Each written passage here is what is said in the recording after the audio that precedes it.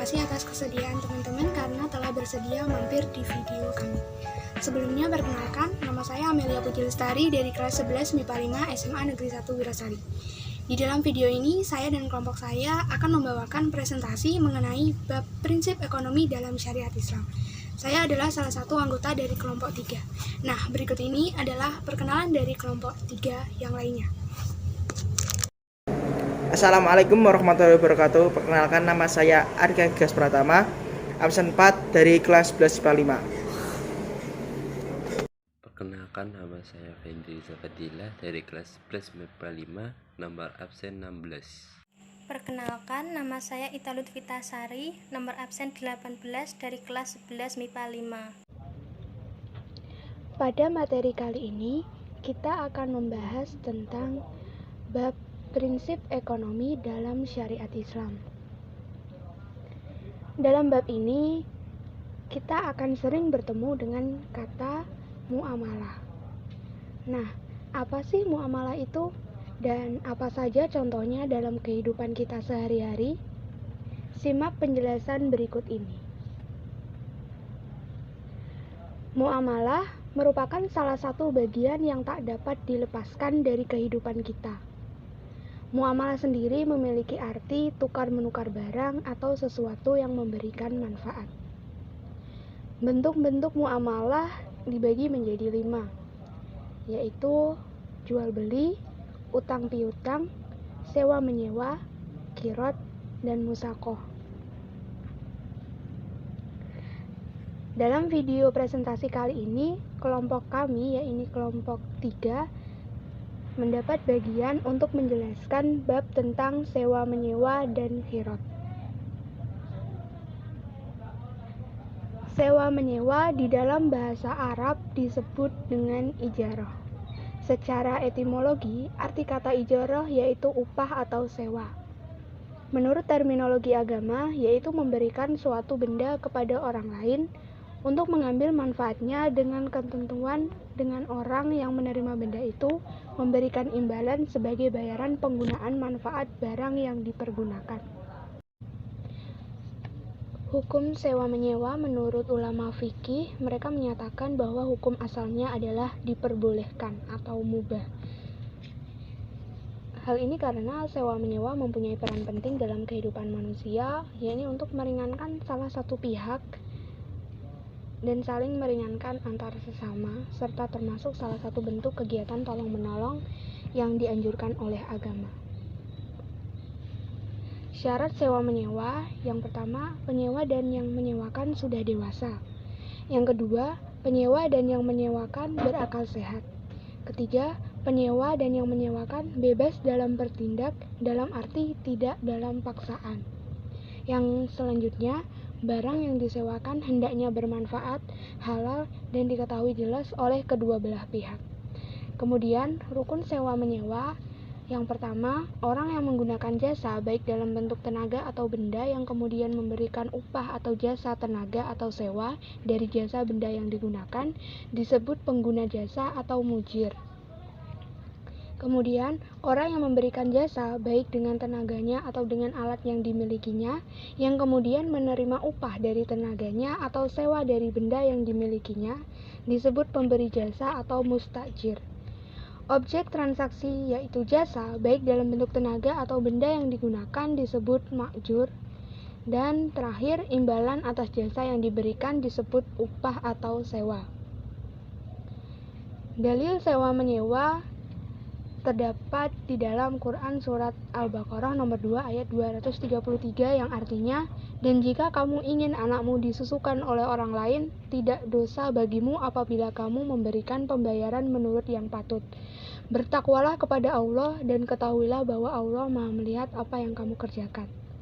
Kemudian dalam hadis riwayat Abu Daud dari Sa'ad ibnu Abi Waqqas, ia berkata, kami pernah menyewakan tanah dengan bayaran hasil pertaniannya.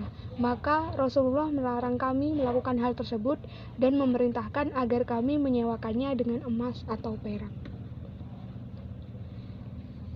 Dilihat dari segi objeknya, sewa-menyewa atau ijarah dapat dibagi menjadi 2 macam, yaitu sewa-menyewa yang bersifat manfaat. sewa menyewa tanah untuk pertanian, rumah, toko, kendaraan, pakaian, dan perhiasan itu adalah contohnya. Kemudian, sewa menyewa atau ijarah yang bersifat pekerjaan, yakni dengan cara memperkerjakan seseorang untuk melakukan suatu pekerjaan. Ijarah ini menurut ulama fikih hukumnya boleh apabila jenis pekerjaan itu jelas seperti buruh bangunan, tukang jahit, dan tukang sepatu. Nah, contoh sewa menyewa dalam kehidupan sehari-hari, misalnya si A hendak mencari kontrakan di kota Jakarta. Si A bertemu si B yang merupakan pemilik kontrakan di Jakarta yang akan menyewakan kontrakannya kepada si A. Si A melihat dulu detail kontrakan milik si B. Jika si A tertarik, si A dan si B kemudian melakukan kesepakatan bahwa si A akan mengontrak di kontrakan si B dengan batas waktu tertentu dan bayaran sewa tertentu. Kemudian, kapan akad sewa dan menyewa itu batal atau tidak sah? Menurut Al-Kasani dalam kitab Al-Bada'i'u As-Sana'i'u menyatakan bahwa akad sewa menyewa berakhir bila ada hal-hal sebagai berikut. Objek sewa menyewa hilang atau musnah, seperti rumah yang disewakan terbakar atau kendaraan yang disewakan hilang. Kemudian, tenggang waktu yang disepakati dalam akad sewa menyewa telah berakhir. Kemudian, wafatnya seseorang yang berakad, dan apabila ada uzur dari salah satu pihak. Kemudian, kita akan memasuki bagian yang kedua, yakni qirad. Qirad ialah kerjasama dalam bentuk pinjaman modal tanpa bunga dengan perjanjian bagi hasil. Biasanya, qirad dilakukan pemilik modal dengan orang lain yang memiliki kemampuan dan kemauan untuk menjalankan suatu usaha. Besar kecilnya tergantung pada pemufakatan kedua belah pihak. Yang penting tidak ada pihak-pihak yang dirugikan. Apalagi qirad menyangkut uang yang cukup besar sehingga perjanjian tertulis harus diadakan dan dikuatkan dengan dua orang saksi yang disetujui oleh kedua belah pihak. Hukum dari qirad sendiri dalam ajaran agama Islam adalah mubah atau jaiz. Syarat-syarat qirad yakni modal atau barang yang diserahkan berbentuk tunai. Bagi orang yang melakukan akad disyaratkan melakukan tasarruf. Modal harus diketahui dengan jelas, pembagian keuntungan harus jelas presentasenya, lalu melafalkan ijab dan qabul. Rukun qirad yang pertama, pemilik barang yang menyerahkan barangnya disebut sahibul mal. Orang yang bekerja yaitu pengelola disebut mukrid. Harus ada akad qirad, harus ada mal yaitu harta pokok atau modal, dan amal yaitu pekerjaan pengelolaan harta serta keuntungan. Dalil qirad yang pertama terdapat dalam surat Al-Baqarah ayat 245 yang artinya barang siapa meminjami Allah dengan pinjaman yang baik, maka Allah melipat gandakan kepadanya dengan banyak. Allah menahan dan melapangkan rezeki dan kepadanya lah kamu dikembalikan. Kedua dalam surat Al-Hadid ayat 11 yang artinya barang siapa meminjamkan kepada Allah dengan pinjaman yang baik, maka Allah akan mengembalikannya berlipat ganda untuknya dan baginya pahala yang mulia.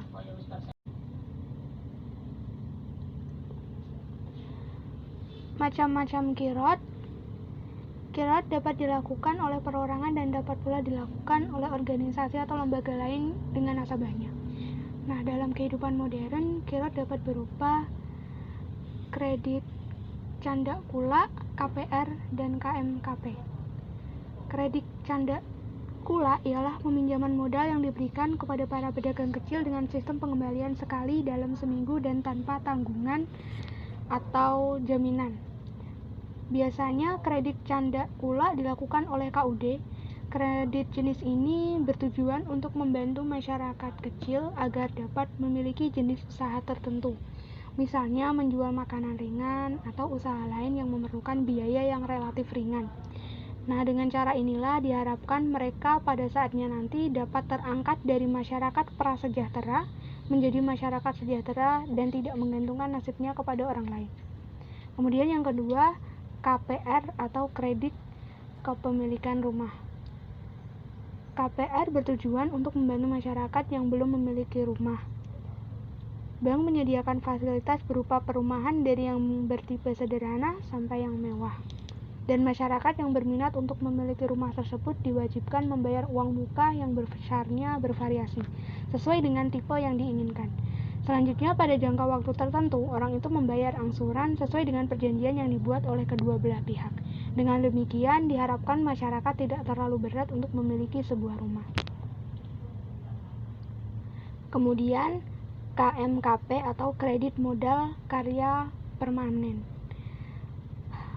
KMKP dilaksanakan oleh bank negara maupun bank swasta.